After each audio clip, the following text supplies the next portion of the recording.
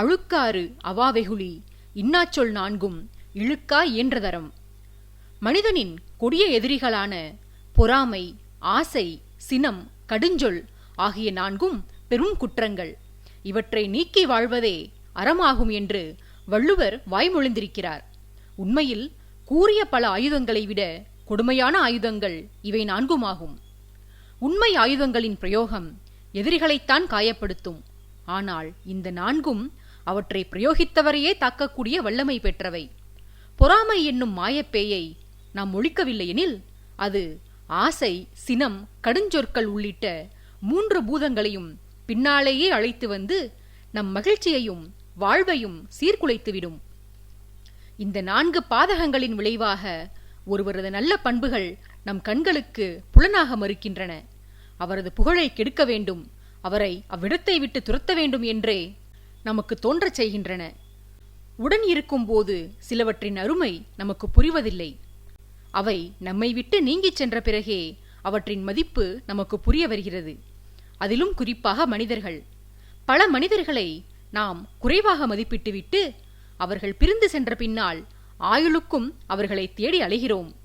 கிடைத்ததை விட்டுவிட்டு இழந்த பின் அழுது புலம்புவதில் அர்த்தமே இல்லை. மேற்கூறிய 4 குற்றங்களும் பிரபாவதியிடம் நிரம்பியிருந்தன. பைரவியும் இந்த பாதகங்களால் பாதிக்கப்பட்டவள்தான். ஆனால் பிரபாவதிக்கு முன்பாகவே பைரவி அந்த கொடிய செயல்களை துறந்து திருந்துவிட்டாள். பட்டால்தான் புத்தி வரும் என்பதற்கு ஏற்ப பிரபாவதிக்கும் அவளது தந்தை அதிரடி பாடம் ஒன்றை கற்பித்து வீட்டை விட்டு துரத்திய பின்பே அவளுக்கும் புத்தி வந்தது. தந்தையால் துரத்தப்பட்டவள் எங்கெங்கோ அலைந்து ஒரு கிராமத்தில் அடைக்கலம் புகுந்து அங்கிருந்த சாமானிய பெண்களின் வாழ்க்கை முறைகளைக் கண்டு வாழ்வின் மகத்துவத்தை புரிந்து கொண்டாள். எளிய வாழ்க்கை வாழ்ந்து வந்த அந்த கிராமத்து பெண்கள் அக்கம் பக்கத்தினருடன் அன்பாகவும் ஆதரவாகவும் பழகி வந்தார்கள். அவர்களிடம் பகட்டு இல்லை, பாசாங்கு இல்லை. பக்கத்து வீட்டு பிள்ளை பசியில் அழுதால் அப்பிள்ளையின் தாய் உணவு சமைக்கும் வரை காத்திராமல் அடுத்த வீட்டு பெண் அப்பிள்ளையை தூக்கி வந்து தன் வீட்டில் வைத்து உணவூட்டினாள். கதை பேசியபடியே பெண்ணொருத்தி மொத்த வீதிக்கும் சேர்த்து ஊர்கிணற்றிலிருந்து தண்ணீர் இறைத்து கொடுத்தாள். ஒருத்தி சாதம் வைத்துவிட்டு பக்கத்து வீட்டிற்கு சென்று உரிமையுடன் குழம்பு கேட்டு வாங்கி வந்தாள். மற்றொருத்தியோ தன் வாயிலுடன் சேர்த்து பக்கத்து வீட்டின் வாயிலையும் பெருக்கி கோலமிட்டாள். பிள்ளை பேறு இல்லாத ஒருத்தியோ தாய்மார்கள் அனைவரும் வீட்டு வேலை செய்து முடிக்கும் வரை அத்தனை வீட்டு பிள்ளைகளையும் தன் திண்ணையில் வைத்து பார்த்து கொண்டு அவர்களுடன் விளையாடி வந்தாள். இக்காட்சிகளையெல்லாம் கண்ட பிரபாவதிக்கு இதுநாள் வரையிலும் தான் வாழ்ந்து வந்தது எத்தனை போலியான வாழ்க்கை என்று விளங்க ஆரம்பித்தது. எவருடனும் இணக்கம் கொள்ளாமல், எவருக்கும் விட்டு கொடுக்காமல், யாருடனும் ஒத்துப்போகாமல், பிறரை அண்டவிடாமல், அனைவரையும் வார்த்தைகளால் காயப்படுத்தி வந்ததையெல்லாம் எண்ணி பார்த்த பிரபாவதிக்கு தன்மீதே கோபமும் அருவருப்பும் உண்டானது. இத்தனை காலமும் இந்த கோணத்தில் தன்னை அவள் எண்ணி பார்த்ததே இல்லை. அழகான, மிடுக்கான, அறிவான, ஒய்யாரமான பெண்ணாகவே தன்னை அவள் கண்டு வந்திருக்கிறாள். அந்த குணங்கள்தான் தனது சிறப்பம்சங்கள் எனவும் அவள் எண்ணி வந்திருக்கிறாள். ஆனால் அவை அனைத்துமே மாயங்கள். பிறரிடமிருந்து தன்னை பிரித்து தனக்கு அவப்பெயர் வாங்கி கொடுத்த அவலங்கள் அவை என்று அன்றைக்குதான் புரிந்து கொண்டாள் பிரபா. 2 நாட்களுக்கு முன்பு வரை வசுமித்ரா பேரரசின் அந்தப்புரத்தின் அழகானதொரு அறையில் அனைவருமே மதித்து போற்றும் அந்தஸ்துடன் வாழ்ந்து வந்தவளுடைய வாழ்க்கை முறையும் சரி, அவளது மன ஓட்டமும் சரி, அந்த கிராமத்தில் அடைக்கலம் புகுந்த பின்பாக அடியோடு மாறியிருந்தது. அங்கே தலைநகரிலோ ஜெயந்தன் மூலமாக பிரபாவதிக்கு நேர்ந்த கதி அரச குடும்பத்தினருக்கு தெரியவர தன்னால்தான் பிரபாவதிக்கு அந்த கதி ஏற்பட்டது என வருந்தி நீலா மனம் வெம்பி போய் கணவனிடம் அடம் பிடித்து தன் தாய் வீட்டிற்கே திரும்பிச் சென்று விட்டாள். 2 மருமகள்களும் நீங்கிச் சென்ற செய்தி அரசரது ஆரோக்கியத்தை பெருமளவு பாதித்து அவரை படுக்கையில் தள்ளியிருந்தது. இனி அரசர் எழுந்து நடமாடுவது துர்லபம் என்று வைத்தியர்கள் கைவிரித்து விட்டனர். சூரியவர்மருக்கு அசைவுகளோடு சேர்த்து நினைவும் தப்ப ஆரம்பித்தது. சில வாரங்களில் அரசர் தன் இன்னுயிரை துறந்தார். இறுதி காரியத்திற்கு வந்த நீலா சடங்குகள் முடிந்த பிறகு திரும்பிச் சென்று விட்டாள். அவளுடன் சேர்ந்து அவளது தீவிர விசுவாசிகளான அமரனும் சுசீலையும் கூட அவளுடனேயே சென்றுவிட்டனர். கும்மாளத்திற்கும் கொண்டாட்டத்திற்கும் குறைவில்லாமல் விளங்கி வந்த ஆதித்தபுரி கோட்டை இப்போது சூனியமாக திகழ்ந்தது. அரசரின் மறைவுக்கு பின்னர் இளவரசர் சோமவர்மர் அரசராக முடிசூட்டப்பட்டார். ஆதித்யனுக்கு பெற்றவள் வளர்த்தவள் என்று 2 தாய்மார்கள் இருந்தும் இருவருமே அப்போது தலைநகரில் இல்லாததால் அவன் வான்மதியிடமும் செவிலித்தாய்களிடமும் வளர்ந்து வந்தான். பிரபாவதியை தேட வேண்டும், அதே சமயத்தில் ரகசியமாகவும் தேட வேண்டும். அரசி காணாமல் போய்விட்டாள் என்ற செய்தி வெளியே தெரிய வந்தால் அது ராஜ்யத்திற்கும் அசிங்கம், பிரபாவின் உயிருக்கும் அது ஆபத்து. ஆகையால் தனக்கு நம்பிக்கையான ஒரு சிலரை மட்டும் மகாதேவன் மற்றும் மணிமாறனின் தலைமையில் அனுப்பி பல இடங்களிலும் தேடச் செய்திருந்தார் சோமவர்மர். வசுமித்ராவின் மொத்த படைகளும் சேர்ந்து தேடினாலே அந்த பறந்து விரிந்த பேரரசில் காணாமல் போனவளை தேடிக் கண்டுபிடிக்க பல வருடங்கள் பிடிக்கும். இதில் வெகு சிலர் மட்டுமே அப்பணியில் ஈடுபட்டால் எப்போது தேடி முடிப்பது? இது தேடச் சொன்னவருக்கும் தெரியும், தேடிச் சென்றவர்களுக்கும் தெரியும். 2 மாதங்களாக தேடியலைந்தும் ஒரு பயனும் இல்லை. கடலில் போட்ட கடுகை தேடுவது போல இருந்தது அவர்களது செயல். இந்த தேடுதலை விட சிரமமான விஷயம் ஒன்று இருந்தது. அது பிரபாவதி குறித்து கோட்டைக்குள் செய்தி கசிந்து விடாமல் ரகசியத்தை பாதுகாத்து வந்தது. பிரபாவதி காணாமல் போய் 3வது மாதம் துவங்கியிருந்தது. இனியும் அவள் திரும்புவாள் என்ற நம்பிக்கை இளவரசரின் மனதில் இல்லாமல் போயிருந்தது. அவள் கோட்டையை விட்டு கிளம்பிச் சென்ற நாளில் மனைவி மீது அவருக்கு இருந்த கோபம் தற்சமயம் துளியும் இல்லாது இருந்தது.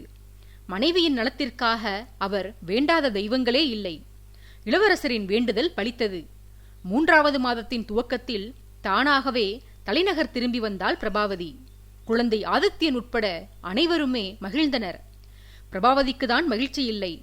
தனது ஒருத்தியின் ஆவேச செயலால் அரசரும் துக்கத்தில் உயிரிழந்து துயரத்தில் நீலாவும் கணவனை நீங்கிச் சென்றதை அறிந்து கொண்டு தன்னைத்தானே சபித்து வந்தாள் பிரபா. பிரபாவதி உடல்நலம் குன்றியதால் தந்தை வீட்டில் ஓய்வெடுத்து வந்ததாகவே கோட்டை வாசிகளுக்கு தெரிவிக்கப்பட்டிருந்தது. அதனால் பலரும் வந்து புது அரசியிடம் நலம் விசாரித்து அவளது அபிமானத்தை பெற முயன்று வந்தனர். பிரபாவதி முன்பை போல இல்லாமல் குணம் மாறி வந்திருந்தாலும் வான்மதிக்கு மூத்தவள் மீது இருந்த சினம் சற்றும் குறையவில்லை. அமைதி பூங்காவாக இருந்த அரண்மனையை கொதிக்கும் உலைக்களம் போல மாற்றிவிட்ட அவளின் மீது சீற்றம் இருந்துதான் வந்தது. பிரபாவதி இளையவளிடம் பாசம் காட்டினாள். தேடித் தேடிச் சென்று அவளுடன் பழக முற்பட்டாள். ஆனால் சூரியவர்மரையும் நீலாதேவியையும் எண்ணி பார்த்தபோது, அவர்களுக்கு நேர்ந்த கதியை நினைவு கூர்ந்தபோது பிரபாவின் மாற்றத்தை வான்மதியால் மெச்ச முடியவில்லை. அரசராக பொறுப்பேற்றுக் கொண்ட சோமவர்மர் நாடு முழுவதும் பயணப்பட்டு நாட்டு நிலவரங்களை ஆராய்வதிலேயே நாட்களை செலவிட்டு வந்தார். அவர் அவ்வப்போதுதான் தலைநகர் வந்து சென்றார். ஆகையால் ஆதித்தபுரி வாசம் வான்மதிக்கு வெறுத்து போனது. யோசித்தாள், சோமவர்மர் தனது சுற்றுப்பயணங்களையெல்லாம் முடித்துக்கொண்டு நிரந்தரமாக தலைநகரில் தங்கும் காலத்திலோ அல்லது நீலாதேவி மனது மாறி பிரபாவை மன்னித்து கோட்டைக்கு திரும்பி வரும் காலத்திலோ தானும் வந்து கொள்ளலாம் என்று முடிவு செய்து அவள் சைலேந்திரபுரிக்கு சென்று விட்டாள். அன்றைக்கு சென்றவள்தான். கோட்டைவாசிகள் வான்மதியைக் கண்ட இறுதி நாள் அதுதான். அதன் பிறகு அவள் ஆதித்தபுரி திரும்பவே இல்லை. நீலா வருவாள் என்று பிரபாவதி எதிர்பார்த்தால் அவளது விசுவாசிகள் அமரனும் சுசிலையும் பல ஆண்டுகள் கழித்து பிறந்த பிள்ளையான வருணனை தூக்கிக் கொண்டு வந்து சேர்ந்தார்கள். தந்தை அமரேந்திரன் சோமவர்மரிடம் எப்படி விசுவாசம் காட்டி வந்தாரோ அதைவிட பல மடங்கு அதிகமாக மகன் வருணன் அரசபுத்திரன் ஆதித்யனிடம் பக்தியும் விசுவாசமும் செலுத்தி வந்தான். தனக்கு அமரனைப் போல தன் மகனுக்கு வருணன் விளங்க வேண்டும் என்று சோமவர்மர் விருப்பம் கொண்டார். நீலாவின் உடன்பிறவா அண்ணனாக இருந்து அமரன் அவளை காத்து வந்தது போன்று ஆதித்யனுக்கு தம்பிஸ்தானத்தில் இருந்து வருணன் அவனை காத்து வந்தான். தங்கைகள் இருவரும் திரும்பி வருவர். தான் செய்த பாவங்களுக்கு அவர்களின் பாதங்களில் விழுந்து மன்றாடியாவது மன்னிப்பு பெறலாம் என பிரபாவதி காத்திருக்காத நாளே இல்லை. நாட்கள் கடந்து கணவன் மாண்டு மகன் ஆதித்யவர்மன் அரியணை ஏறிய பின்பும் கூட சென்றவர்கள் திரும்பவில்லை. பிரபாவின் சோகமும் தீரவில்லை. இந்த கதைகளையெல்லாம் திருக்குடியூர் வந்திருந்த தனது மாப்பிள்ளையான ஆதித்யவர்மனிடம் கூறிக்கொண்டிருந்தார் மகாதேவன். நெடுநேரமாக அவர் கூறி வந்த கதைகளில் ஆதித்யனை ஆனந்தம் அடையச் செய்தது, சினம் கொள்ளும்படி செய்தது, பரவசப்பட வைத்தது, பெருமை கொள்ளும்படி செய்தது என எல்லா அம்சங்களும் அடங்கியிருந்தன.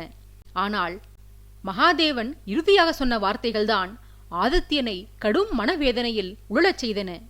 சென்றவர்கள் நாடு திரும்பவே இல்லை என்ற செய்தி மன்னவனால் தாங்கிக் கொள்ள முடியவில்லை. தனது பிற அன்னையர்களுக்கு நேர்ந்த கதி குறித்து ஆவலுடனும் வருத்தத்துடனும் மாமனை விசாரித்தான் அரசன். ஏன் மாமா அன்னையர்கள் தலைநகர் திரும்பவில்லை? அவர்களுக்கு என்ன நேர்ந்தது? பிரபாவதி அன்னைதான் திருந்தி வந்து விட்டாரே. என் தந்தை மற்றவர்களை அழைத்து வர ஏன் பிரயத்தனப்படவில்லை? எனில் என் அன்னையர்களுக்கு ஏதேனும் தீங்கு நேர்ந்து விட்டதா என்று கவலையை கட்டுப்படுத்த மாட்டாமல் கேட்டான். மகாதேவன் மாப்பிள்ளையை வருடிக் கொடுத்து, நேரத்தான் செய்தது பிரபு. தேவியர்கள் சென்ற பிறகு பெரும் அனர்த்தம் ஒன்று நிகழத்தான் செய்தது என்று சொல்லிக் கொண்டு போனவர் அருகில் நின்றபடி ஆற்றமாட்டாமல் அழுகையை வடித்துக் கொண்டிருந்த மனைவி உத்திரையை சமாதானப்படுத்தினார். அந்த காட்சியிலிருந்தே அவர்களுக்கு ஏதோ சோக முடிவு ஏற்பட்டிருக்கிறது என உணர்ந்து கொண்டான் அரசன். மாமன் கதை சொல்லி வந்த போதே தன்னை சுமந்து பெற்ற நீலாதேவியை ஒரு முறையாவது தரிசித்துவிட வேண்டும். அவரை தன் மார்பில் சாய்த்து, நான் தங்களை விட வளர்ந்து விட்டேன் அம்மா. நந்தவன குலத்தில் என்னை தூக்கி வைத்தபடி அன்று நீங்கள் கண்ட கனவு இன்று பலித்துவிட்டதம்மா. என் உடலில் வீரத்தழும்புகள் பல இருக்கின்றன. உங்கள் ஆசிகளோடு நான் பல ராஜ்யங்களை வென்று பெருமை வாய்ந்த பல மன்னர்களையும் எனக்கு கீழ்ப்படிந்து நடக்கும்படி செய்திருக்கிறேன் அம்மா.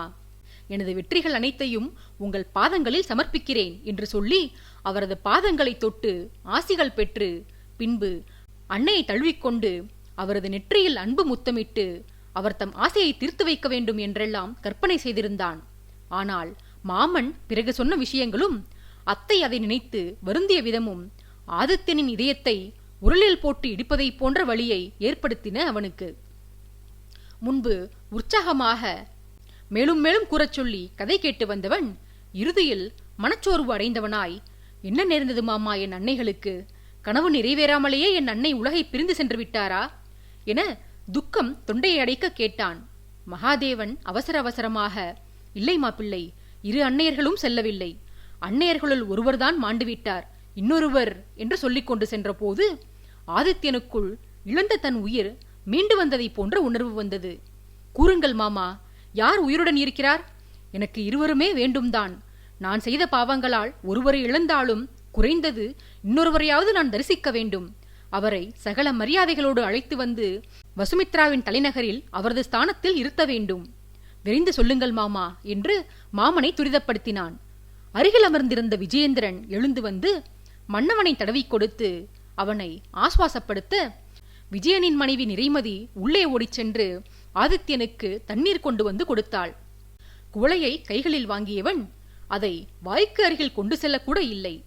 மாமனின் முகத்தையே கவலையோடு நோக்கிக் கொண்டிருந்தான். மகாதேவன் தொடர்ந்தார். சொல்லிவிடுகிறேன் மாப்பிள்ளை, கண்டேன் சீதையை என்பது போல உங்கள் மனம் மேலும் வருந்தும் முன் பட்டென சொல்லிவிடுகிறேன். உயிருடன் இருப்பது உங்களை பெற்றவர் நீலாதேவிதான். அவர் இவ்வுலகின் ஏதோ ஒரு மூலையில் தன் மைந்தன் வந்து தன்னை அழைத்துச் செல்வான் என்று காத்திருக்கிறார். இறந்து போனவர் வான்மதி. அவருடன் சேர்ந்து தங்களது இளைய அத்தை பைரவியும் மாண்டு போய்விட்டார் என்று மகாதேவன் சொன்னபோது ஆதித்யன் கையில் இருந்த குவளை நழுவி கீழே விழுந்தது. போர்க்களத்தில் 1000 இறப்பை பார்த்தவனுக்கு தனது நெருங்கிய பந்தங்களின் மரணச் செய்தி பேரிடி தலையில் விழுந்ததை போன்று வலியை கொடுத்தது. ஆதித்யன் மேற்கொண்டு கேட்கும் முன்பாக மகாதேவனே விளக்கினார். மனதை திடப்படுத்திக் கொள்ளுங்கள் பிரபு. உங்கள் தந்தையார் ஒருமுறை தன் மனைவி வான்மதியையும் தங்கை பைரவியையும் அவர்களது மனமாற்றத்திற்காக ஒரு தூர தேசத்திற்கு அழைத்துச் சென்றார். அங்கு சென்றவர்கள்தான் பிறகு அவர்கள் மீளவே இல்லை. குடும்பத்துடன் சென்ற அரசர் தான் மட்டும் தனித்து திரும்பி வந்தார். நானும் முத்திரையும் அப்போது தலைநகரில் இருந்தோம். திரும்பி வந்தவர் என் மடியில் முகம் புதைத்து விம்மி அழுதார். அவருக்கு ஆறுதல் கூறி தேற்றிய பிறகு அரைக்குறையாக மட்டும் பெண்கள் மாண்டு போன கதையை சொன்னார். அழைத்துச் சென்ற இடத்தில் ஏதோ விபரீதம் நடந்து இருவரும் இன்ப வாழ்வை தொலைத்துவிட்டதாக தெரிவித்தார். அதற்கு மேல் தோண்டி துருவி கேட்டு மன்னர் மனதை நோகடிக்க எங்களுக்கு மனம் வரவில்லை பிரபு. அதனால் மேற்கொண்டு எதுவும் கேட்காமல் விட்டுவிட்டோம் என்று கூறி நிறுத்தினார். ஆதித்யன் ஏதோ சந்தேகம் வந்தவனாய், எந்த நாட்டிற்கு சென்றார்கள் என தெரியுமா மாமா? என் தந்தை உங்களிடம் அது பற்றி எதுவும் சொன்னாரா என்று விசாரித்தான். மகாதேவன் அதற்கு சொன்ன பதில்தான் ஆதித்யனையே புரட்டி போட்டுவிட்டது. ஆமா பிள்ளை, அரசர் சொன்னார். அவர்கள் சென்றது பத்ரா தேசத்திற்கு என்று மகாதேவன் கூறி முடிக்க, அடுத்த கணம் விஜயனும் ஆதித்யனும் ஒரு சேர்ந்தாற்போல் என்ன, பத்ரா தேசமா என்று அதிர்ந்து போய் கேட்டனர். கேட்டவர்களை மகாதேவன் விசித்திரமாக பார்த்து கொண்டிருக்க, விஜயன் அரசனிடம், எனில் வனபத்ராபுரியும் பத்ரா தேசமும் ஒரே தேசம் இல்லையா? இத்தனை நேரமும் இரு தேசங்களும் ஒன்றுதான். நாம் தேடி வரும் ரகசியம் நீலாதேவியின் ஊரில்தான் மறைந்திருக்கிறது என்றல்லவா எண்ணினேன் என்று வியந்து போய் சொன்னான். மகாதேவனுக்கு விஜயனின் கருத்து புரியவில்லை. அவர் விஜயனை பார்த்து விழித்துக் கொண்டிருக்க, ஆதித்யன் விஜயனை நோக்கி, எப்படி விஜயா இரண்டும் ஒன்றாக இருக்கும்? வனபத்ராபுரி ஒரு சிறிய ஊர், பத்ரா தேசம் என்பது தனி ஒரு நாடு. ஊருக்கு அரசி எப்படி இருப்பாள்? நாட்டிற்குதானே அரசி இருப்பாள். அதுவுமின்றி நமது ஆளுகைக்கு உட்பட்ட வனபத்ராபுரியில் நந்தினி அத்தனை பெரிய படையை திரட்டி வைத்திருந்தால் அந்த விஷயம் நமக்கு தெரியாமலா போயிருக்கும்?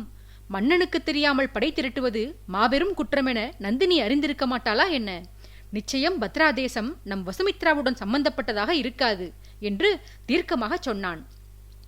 மகாதேவனுக்கு அப்போதுதான் ஓரளவிற்கு விஷயம் புரிந்தது.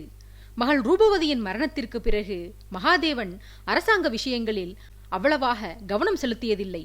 இருந்தும் சௌபர்ணிகாவிற்கு ஏற்பட்ட சங்கடங்களும் அதை விளைவித்த பெண்கள் நாட்டை விட்டு தப்பியோடியதையும் அவர் ஓரளவு அறிந்து வைத்திருந்தார்.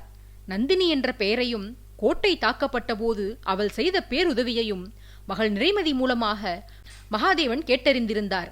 இதனால் மாப்பிள்ளைகள் பேசிக்கொண்டதில் முன்பு அவருக்கு இருந்த குழப்பம் தற்போது நீங்கியது. விஜயனுக்கு விளக்கிய ஆதித்யன் அதன் பின்பு அமைதியில் ஆழ்ந்தான். அவன் மனதில் பல்வேறு சிந்தனைகள் தோன்றி மறைந்தன. அரை நாழிகைக்கு மேலாக அந்த மௌனம் தொடர்ந்தது. அரசனின் அமைதியை கலைக்க மற்றவர்களுக்கு எண்ணம் வரவில்லை. சொல்லப்போனால் அங்கிருந்த அனைவருமே எண்ணக்கடலில் மூழ்கியிருந்ததால் அரசனின் அமைதி அவர்களுக்கு வித்தியாசமாக படவில்லை. நீலா அன்னையை நாம் சில காலம் முன்பு சந்தித்திருக்கிறோம். தந்தை அப்பெண் யார் என்ற உண்மையை சொல்லாமலேயே அவரை நமக்கு அறிமுகம் செய்து வைத்தார். அவருடன் நமக்கு ஏதோ ஒரு பந்தம் உள்ளதாக அந்த தருணம் நாம் எண்ணினோம். அது எத்தனை உண்மை! அவருக்குள்ள குணாதிசயங்கள் அனைத்தும் நமக்கும் இருக்கின்றன. ஒரு வார காலம் அவருடன் பழகியும் அவர்தான் நம்மை பெற்றவர் என்று உணராமல் விட்டுவிட்டோமே என்று எண்ணி வந்தவன் தன் நிலையை நினைத்து தானே நொந்து கொண்டான். சிறிது நேரம் கழித்து ஆதித்யன் தொண்டையை செருமினான். அவனுடன் சேர்ந்து அனைவருமே நினைவுலகிற்கு வந்தனர்.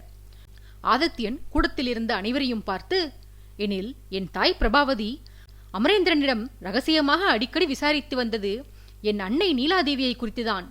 தான் பெரிய தவறொன்றை இழைத்து விட்டதாகவும் அதை சரி செய்வதற்காகத்தான் தான் போராடி வருவதாகவும், ஒருவேளை அத்தவறை சீர் செய்ய முடியவில்லை என்றால் அந்த உண்மை தன்னுடன் சேர்ந்து மண்ணுக்குள் போய்விடும் என்றும் என் அன்னை என்னிடம் தெரிவித்திருந்தார். இப்போதுதான் புரிகிறது. என் உண்மையான அன்னையிடமிருந்து என்னை பிரித்துவிட்ட குற்ற உணர்வினால்தான் பிரபாவதி அன்னை துவண்டு வந்திருக்கிறார். உத்திரையத்தையை அவமதித்த தவறுக்கு பிராயச்சித்தமாக ரூபவதியை எனக்கு மனமுடித்து வைத்திருக்கிறார்.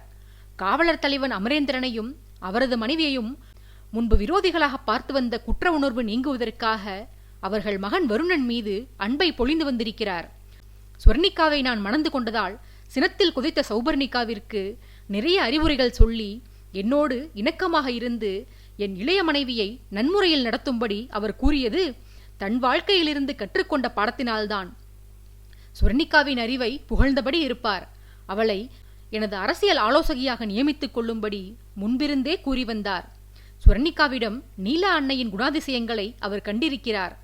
நீலா அன்னைக்கு இருந்த அறிவிற்கு அவர் நாட்டு நிர்வாகத்தில் தலையிட்டு யோசனைகள் வழங்கினால் சுபிட்சமாக இருக்கும் என்று கோட்டைவாசிகள் கருதியிருந்தனர்.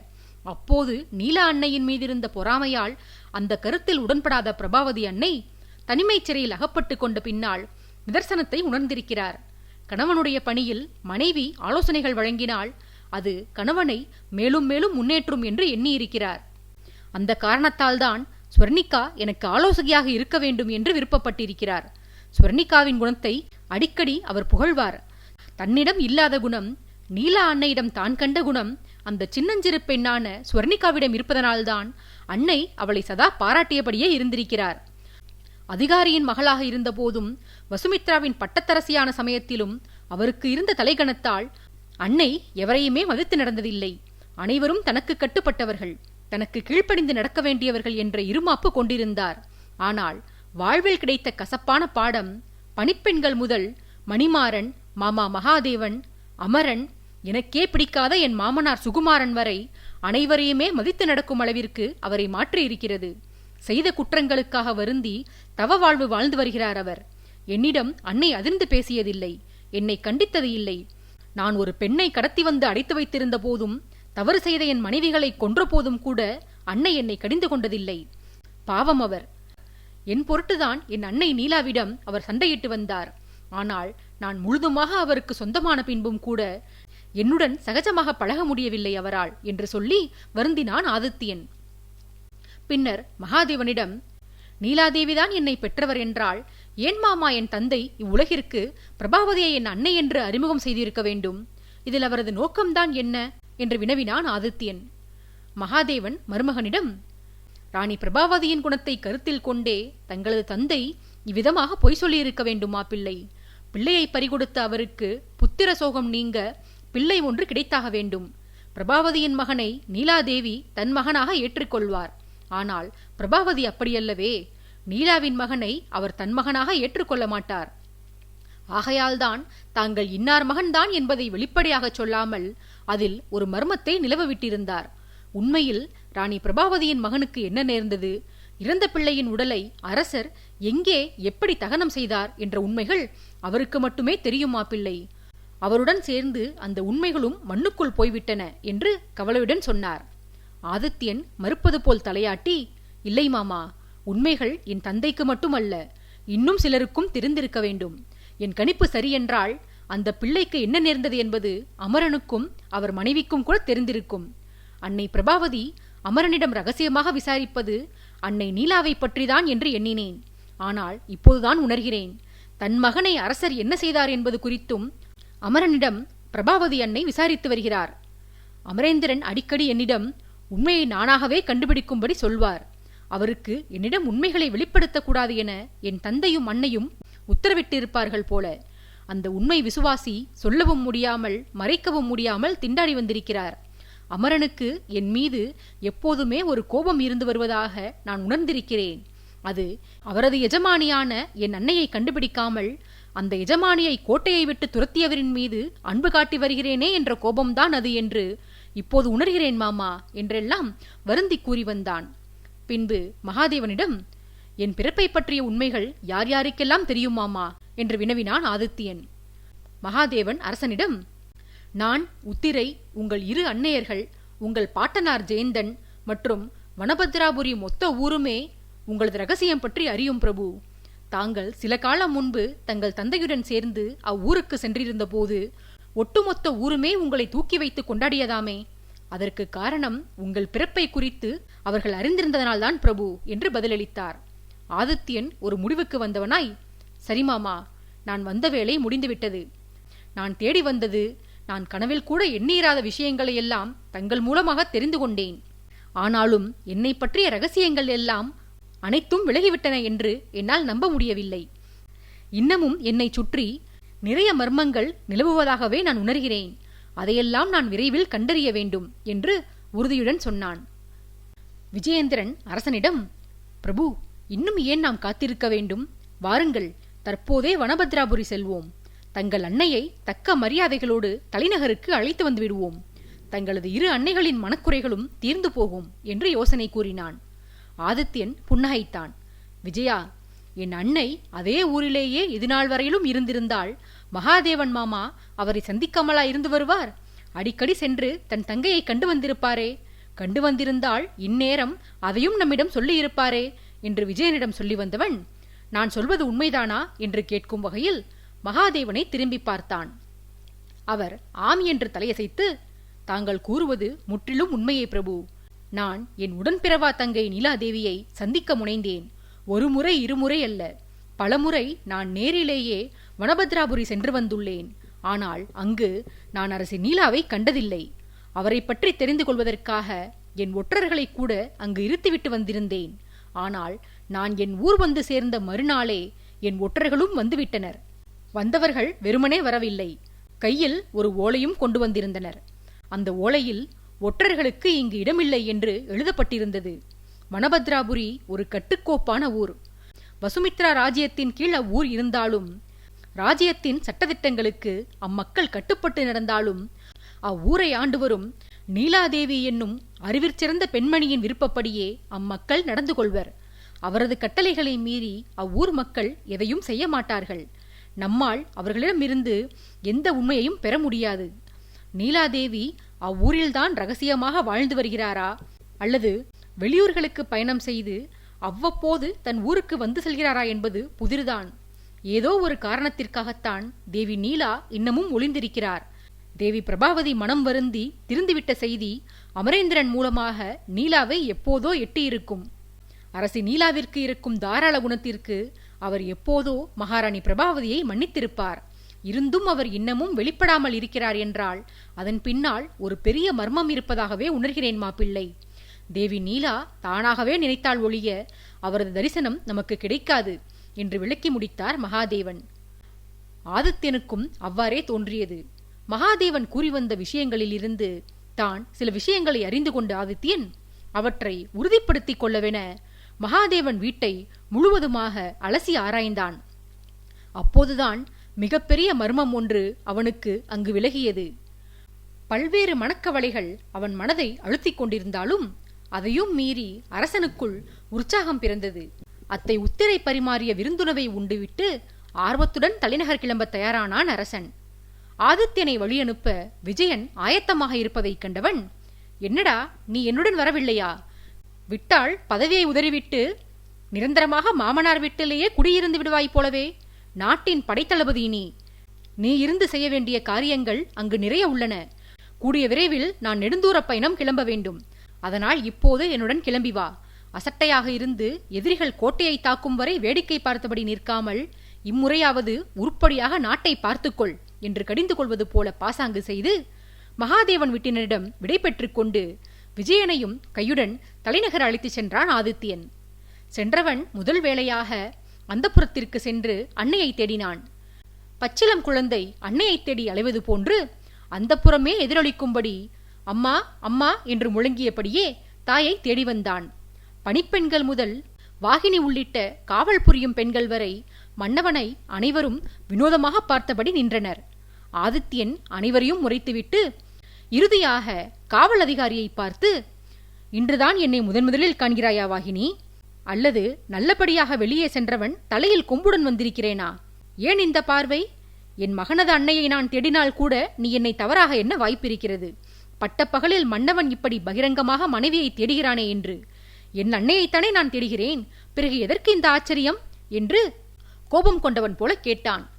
அரசன் மீதுள்ள மரியாதையால் அவன் விளையாடுகிறான் என்று தெரிந்திருந்தும் பதில் பேசாமல் மகாராணி சென்ற திசையை அமைதியாக கையை நீட்டி அரசனுக்கு தெரியப்படுத்தினாள் வாகினி. அவள் காட்டிய திசையில் ஆதித்யன் திரும்பி பார்த்தான். அங்கு இருந்தது மகாராணி அல்ல, அரசனது இளைய மனைவி ஸ்வர்ணிகா. அவள் தன் இடையில் கை வைத்தபடி ஒய்யாரமாக நின்று கொண்டு வாகினியிடம் அதிகாரம் செய்து கொண்டிருந்த கணவனை நோக்கி, அனைவரும் ஆச்சரியப்படுவதில் என்ன தவறு மாமா? அதிலும் குறிப்பாக வாகினி உங்களை கண்டு வியப்படைவதில் விந்தை ஒன்றுமில்லையே. எப்போதுமே முகத்தை தீவிரமாக வைத்துக் கொண்டு ஏற்கனவே பாறை போன்றிருக்கும் கடினமான உடலை மேலும் விரைத்து கொண்டு எல்லோரையும் உரைத்தபடிதான் வலம் வருவீர்கள். தாங்கள் தேர்ந்தெடுத்த நபர்களிடமே சிரித்து பழகுவீர்கள். அந்த நபர்கள் உங்களை விட்டு சென்றுவிட்டால் அந்த கோபத்தை அனைவரின் மீதும் காட்டுவீர்கள். அப்படிப்பட்ட முரடர் கோபக்காரர் இப்படி உற்சாகமான இயல்புடன் பச்சிளம்பிள்ளையைப் போல அன்னையை தேடி அலைந்தால் எல்லோரும் அதிசயிக்காமல் என்ன செய்வார்கள்? மற்ற பெண்களாவது பரவாயில்லை, வாகினி உங்களை தான் பிறந்தது முதலாகவே கண்டு வருகிறாள். உங்களது குணாதிசயங்கள் அனைத்தும் அவளுக்கு அத்துப்படி. அவள் கண்டு வந்த சிறுமூஞ்சிக்காரரின் முகத்தில் சிரிப்பை பார்த்தவள் வியப்பில் அமைதியாக நின்றுவிட்டாள். அதில் என்ன தவறு உள்ளது என்று கணவனை சீண்டினாள். அருகில் சென்ற ஆதித்யன் மனைவிக்கு பதில் சொன்னான். ஆனால் வார்த்தையால் இல்லை, அவள் நெற்றியில் பதித்த அன்பு முத்தத்தினாள். அந்தப்புறம் மொத்தமுமே தன்னைத்தான் கவனிக்கிறது என்று கவலை கொள்ளாமல் பேசிய மனைவியின் நெற்றியில் முத்தமிட்டுவிட்டு சுற்றி முற்றி அன்னையை தேடி வந்தான். சற்று முன்னர் பகிரங்கமாக மனைவியை தேடுவது வெட்கப்பட வேண்டிய விஷயம் என்பது போல சொன்னவன் இப்போது பகிரங்கமாக முத்தமிட்டு செல்கிறானே என்று அனைவரும் புன்சிரிப்போடு அரசனின் செய்கையை கண்டனர். எல்லோருடைய மனதிலும் இதுதான் ஓடுகிறது என்பதை உணர்ந்த அரசன் அசடு வழிய அனைவரையும் பார்த்துவிட்டு பின்பு வாகினியை பார்த்ததும் வினோதமாக சிரித்துவிட்டு, உன் தந்தையை நான் சந்திக்க வேண்டும் வாகினி, நான் வீட்டிற்கு வருவேன் என்ற தகவலை அவரிடம் சேர்ப்பித்துவிடு என்று கூறிவிட்டு நகர்ந்தான். வந்ததும் வராததுமாக கணவன் காட்டிய உற்சாகம் ஸ்வர்ணிகாவிற்கு குதூகலத்தை அளித்தது. வருணன் சென்ற பிறகு தனிமையில் இருந்தபடி சுவாரஸ்யமே இல்லாமல் இருந்து வந்த அரசன் திடீரென முன்பை போல குறும்புத்தனமாக மாறியிருப்பதை ரசித்தாள் ஸ்வர்ணிகா. அரை அறையாக சென்று அன்னையை தேடி வந்தவனை கையை பிடித்து அழைத்து கொண்டு அந்தப்புறத்திற்கு வெளியே கூட்டிச் சென்றாள் ஸ்வர்ணிகா. நேராக வேறு ஒரு மாளிகைக்கு அழைத்துச் சென்ற அவள் மகாராணி பிரபாவதியிடம் கணவனை சேர்ப்பித்தாள். பிரபாவதி இருந்தது அவளது அன்பு தந்தை தங்க வைக்கப்பட்டிருந்த வருணன் மாளிகையில். அன்னையைக் கண்ட ஆதித்யன் ஓடிச் சென்று அமர்ந்திருந்த அவரை ஆறத் தழுவிக்கொண்டான். சம்பந்தமில்லாமல் அம்மா அம்மா என்று மறுபடியும் அழைத்தான். மகனது நடவடிக்கைகள் அன்னைக்கு புதிதாக இருந்தன. அவர் வியந்த விழிகளுடன், என்ன கண்ணா, என்ன ஆயிற்று? வெளியூர் சென்று திரும்பினால் நேராக அரசவைக்குதான் செல்வாய், இது என்ன புதிதாக அம்மாவை தேடி வந்திருக்கிறாய் என்று கேட்டார். அன்னைக்கு பதில் தருவதற்கு பதிலாக அவருக்கும் முத்தம் மட்டும் வழங்கிவிட்டு அடுத்ததாக அங்கு அமர்ந்திருந்த பாட்டனார் ஜெயந்தனை நாடிச் சென்றான்.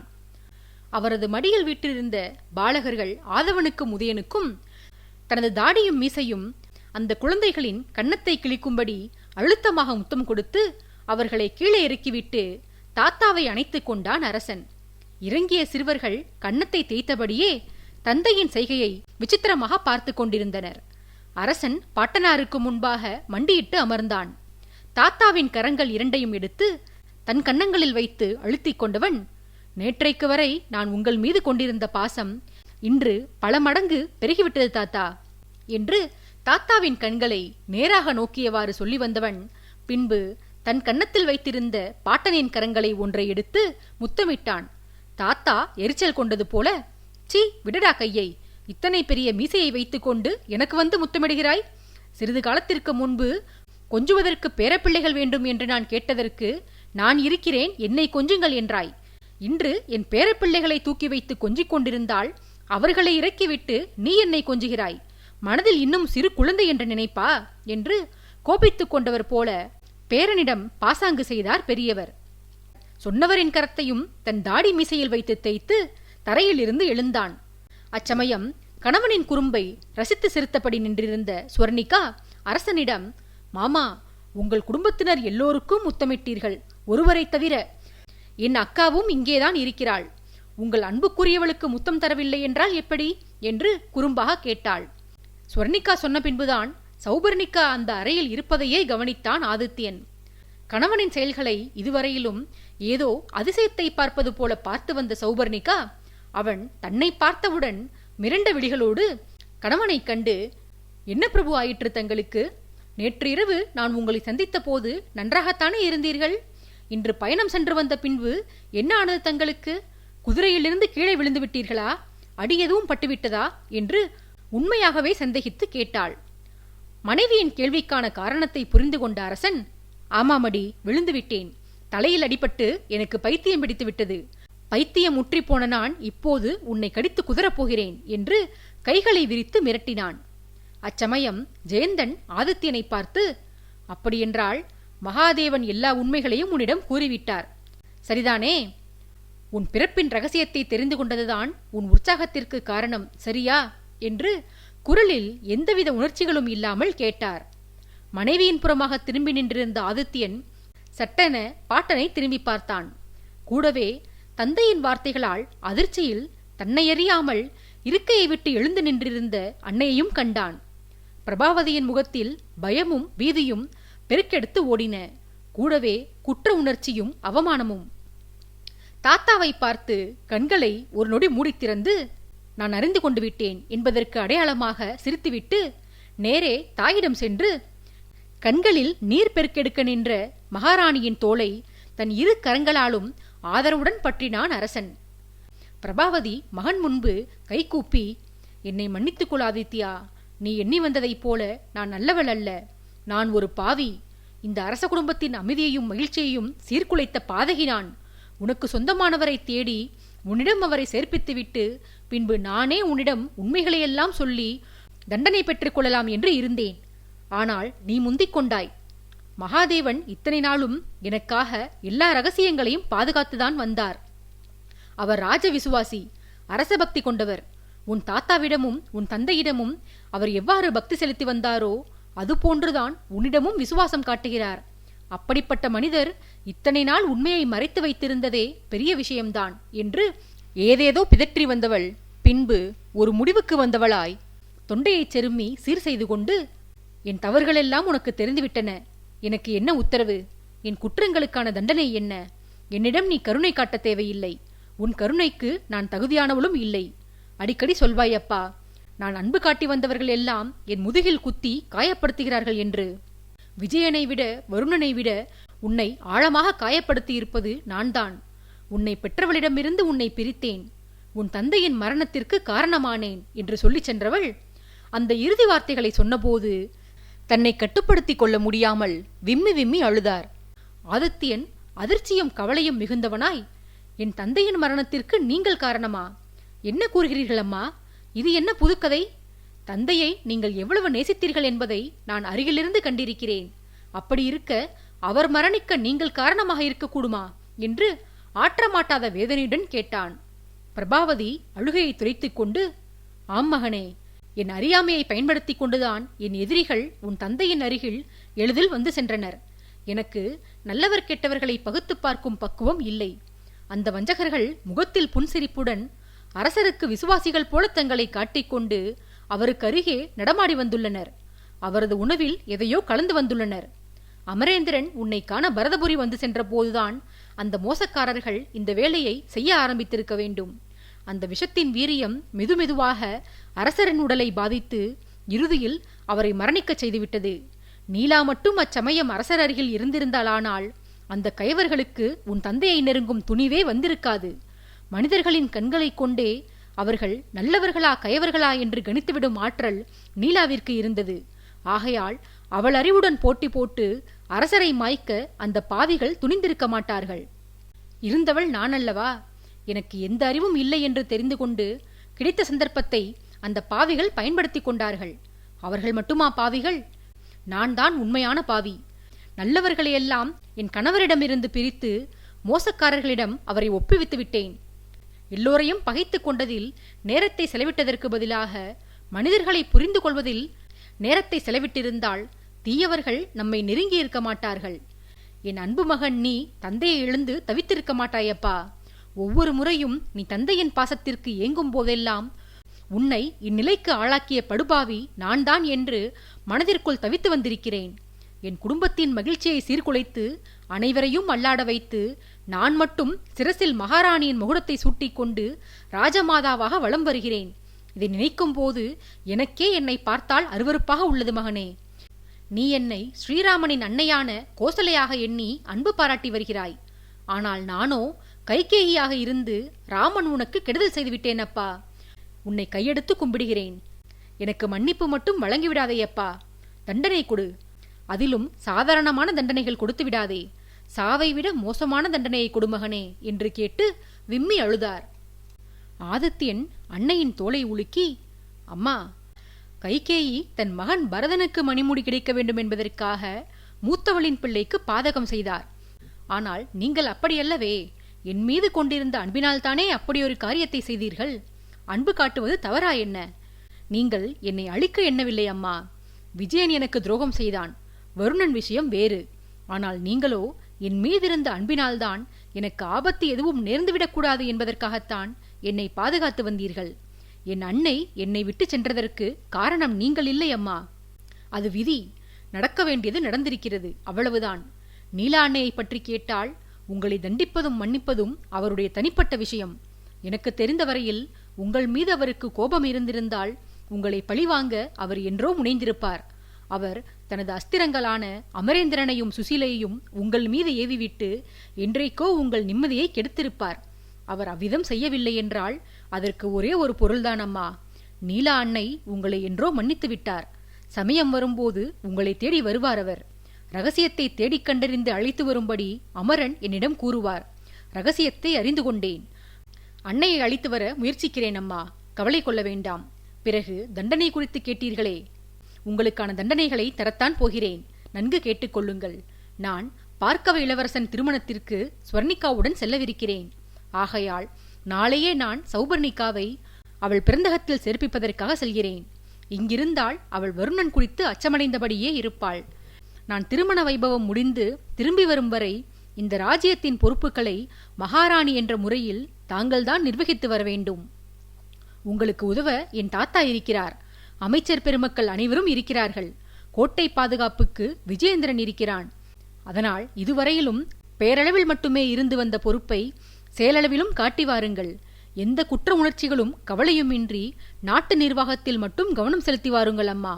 இது உங்களுக்கான பயிற்சி காலம் என்று கூறி முடிக்க மீண்டும் பிரபாவதி மன்னிப்பு கோர வாயெடுத்தார். அன்னையின் உதடுகளை தன் விரலால் மூடிய அரசன், நீங்கள் விளக்கம் கொடுக்கவும் மன்னிப்பு கோரவும் அவசியமில்லை அம்மா, போதும். உண்மையை தெரிந்து கொண்டதனால் எனக்கு உங்கள் மீதிருந்த அன்பில் துளி கூட குறையவில்லை. சொல்லப்போனால் அது பன்மடங்கு பெருகித்தான் விட்டது. எனக்கு நிறைய வேலைகள் உள்ளன, நான் சென்று அவற்றை பார்க்கிறேன் என்று கூறிவிட்டு திரும்பினான். அங்கே தன் இரு மனைவிகளும் நெடுநேரமாக அந்த அறையில் நிகழ்ந்து கொண்டிருந்த உரையாடல்களில் ஒரு விஷயத்தை கூட புரிந்து கொள்ள முடியவில்லையே என விழித்துக் கொண்டிருப்பதை கண்டான். அனைத்தையும் பிறகு சொல்கிறேன் என்று மனைவிகளிடம் கூறிவிட்டு அந்த அறையை விட்டு வெளியேற முயன்றான். சென்ற பேரனை அழைத்த ஜெயந்தன், அமரன் பின்னால் அனுப்பிய ஒற்றர்களிடமிருந்து தகவல் வந்திருக்கிறதா என்று தெரிந்து கொள்ளச் செல்கிறாயா அப்பா என்று கேட்டார். ஆதித்யன் புன்முறுவலுடன் பாட்டனை திரும்பி பார்த்து, ஆம் தாத்தா, அதற்கும் தான் செல்கிறேன். அவர் மறைத்து வைத்திருக்கும் ரகசியம் என்ன என்று தெரிந்து கொள்வதற்காகத்தான் நான் அவருக்கு தெரியாமல் ஆள் அனுப்பினேன். இப்போது ரகசியத்தை தெரிந்து கொண்டேன். அந்த ரகசியம் எங்கே மறைந்திருக்கிறது என்பதனை கண்டறிய முயற்சி செய்யப் போகிறேன் என்று பாட்டனுக்கு பதிலளித்தான். பெரியவர் பேரனிடம், அப்படியெனில் உன் முயற்சி வீணாவது உறுதி ஆதித்யா. நீ வேவு பார்க்க எத்தனிப்பது சாதாரண ஆடவனை அல்ல, அமரேந்திரனை. நினைவில் கொள்ளப்பா, நீலாவின் பணியாளன் அல்ல அவன். அவளது அதிதீவிர விசுவாசியவன். உன் அன்னையை பிறந்தது முதலேயே தூக்கி வளர்த்தவன் அவன். வருணனுக்கு உன் மீது எவ்வளவு பிரியமோ அதில் துளியும் குறைவில்லை அவன் தந்தைக்கு உன் தாய் மீதுள்ள அன்பில். விசுவாசத்திற்கு என்று ஒரு உருவம் இருந்தால் அது அமரேந்திரன் வடிவில்தான் இருக்கும். உயிரே போனாலும் எஜமானியின் அனுமதி இல்லாமல் அவளது சொந்த மகனிற்கு கூட அவளை காட்டிக் கொடுக்க மாட்டான் அவன் என்று ஆணித்தரமாக சொன்னார். தாத்தா கூறுவது உண்மையென புரிந்து கொண்ட ஆதித்யன் ஒற்றர்களை சந்திக்க ஆள் அனுப்பும் எண்ணத்தை கைவிட்டு வாகினியின் வீட்டை நோக்கி சென்றான். செல்லும் வழியில் அவன் மனதில் பல கேள்விகளும் பதில்களும் எழுந்து மறைந்தன. அன்னை கூறிய வார்த்தைகளை நினைவு கூர்ந்தான். தந்தையின் அருகில் நீலா அன்னை இருந்திருந்தால் தந்தையை எதிரிகளின் சதிக்கு பலியாக விட்டிருக்க மாட்டார் என்று கூறினாரே. நீலா அன்னை இங்கு இல்லைதான், ஆனால் அமரேந்திரன் இங்குதானே இருந்தார். எதிரிகள் தந்தைக்கு மருந்து கொடுக்க ஆரம்பித்த சமயத்தில் அமரன் நம்மை காண பரதபுரி வந்திருக்கலாம். ஆனால் அவருக்கு உடல் நோய்வாய்ப்பட்ட காலத்தில் அமரன் நம் தந்தையை விட்டு விலகவே இல்லை என்று கேள்விப்பட்டோமே. எனில் நீலா அன்னைக்கு தந்தையின் விஷயத்தை அவர் சேர்ப்பிக்காமலா இருந்திருப்பார்? சேர்ப்பித்திருந்தால் நீலா அன்னை தந்தையை காக்க முயற்சி எடுக்காமலா இருந்திருப்பார்? நிச்சயம் எடுத்திருப்பார். தந்தை தன் இறுதி நாட்களில் அந்தப்புறத்தில் தங்கவில்லை. அரசவை இருந்த மாளிகையின் அறையில்தான் தங்கி வந்தார். அடிக்கடி அங்கிருக்கும் தன் பிரத்யேக ஓய்வறைக்கு அமரன் தந்தையை அழைத்துச் செல்வார் என்றும் கேள்விப்பட்டோம். அந்த ஓய்வறையில் இல்லாத ரகசியங்களா? அரசரின் பாதுகாப்பிற்காகத்தானே அந்த ஓய்வறையும் அதில் உள்ள ரகசிய பாதைகளும் அமைந்திருக்கின்றன. அதற்காகத்தானே காலம் காலமாக அந்த அறைக்குள் பிறர் நுழைய தடையும் விதிக்கப்பட்டிருக்கிறது. நீலா அன்னையிடம் தந்தை அந்த அறை பற்றி அவசியம் முன்பே கூறியிருப்பார். எனில் நீலா அன்னை அந்த பாதையின் வழியாக வந்து உடல் நலம் குன்றியிருந்த தந்தையை சந்தித்து சென்றிருக்க வாய்ப்புண்டு. அவருக்கு மாற்று மருந்துகளும் கொடுத்து வந்திருக்கலாம். தந்தை மரணத்துடன் போராடி வந்தபோது நீலா அன்னை தூரத்தில் அமர்ந்து நேரத்தை வீணாக்கி கொண்டிருந்திருக்க மாட்டார். தந்தையின் உயிரை காப்பாற்ற தன் உயிரையும் பணயம் வைத்திருப்பார் அவர். அவர் மட்டுமா, அமரேந்திரனும் சுசீலையும் கூட அத்தனை எளிதில் தந்தையின் உயிரை யமுனுக்கு தாரை வார்த்திருக்க மாட்டார்கள். இப்படியெல்லாம் மனதில் எண்ணியபடியே நடந்து சென்ற ஆதித்யனுக்கு திடீரென மனதில் ஒரு எண்ணம் மின்னல் போல பளிச்சிட்டது. நாம் தந்தையின் இறுதி காரியத்திற்கு வந்தபோது அவரது முகம் அடையாளம் தெரியாமல் மாறியிருந்தது. கேட்டதற்கு நோயின் பாதிப்பால்தான் அவ்விதம் முகம் விகாரமாக மாறிப்போயிருந்தது என்று விஜயனின் தந்தையான அந்த கொலைகாரப்பாவி கூறினான். எனில் என்று எதையோ கண்டுபிடித்து விட்டதாக ஆதித்யன் உணரவும் மணிமாறனின் மாளிகைக்கு அவன் வந்து சேரவும் சரியாக இருந்தது.